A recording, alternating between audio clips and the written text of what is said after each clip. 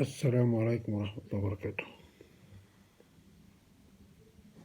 العملة اللي معانا دي النهاردة الجمهورية العربية الليبية 1975-1395. وبرضه لو دققنا النظر تحت الصقر هنلاقي اتحاد الجمهوريات العربية، ده 100 درهم. اتحاد الجمهوريات العربية دي الدولة الثالثة اللي كانت في الاتحاد. امبارح انا وريتكم بتاعة سوريا الفيديو اللي فات. النهاردة دي بتاعة ليبيا. الاتحاد ده كان مكون من مصر، سوريا، ليبيا. 3 دول عملوا اتحاد، وكانت العملة بتاعتهم بتاعت أي دولة تشتغل في البلد التانية.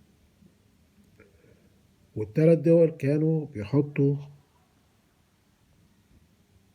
الصقر على العملة بتاعتهم من الواجهة من الواجهة، والظهر بتاعها بيحط قيمة العملة دي 100 درهم.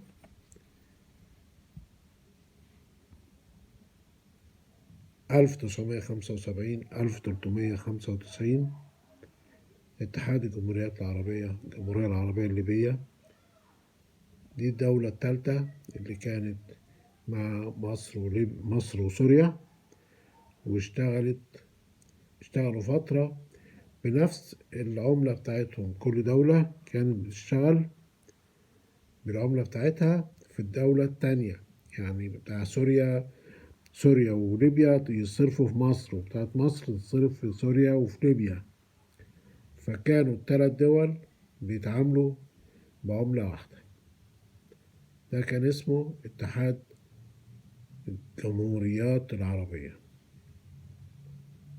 دي الدولة الثالثة ليبيا كانت بتتعامل مع مصر وسوريا بنفس العملة.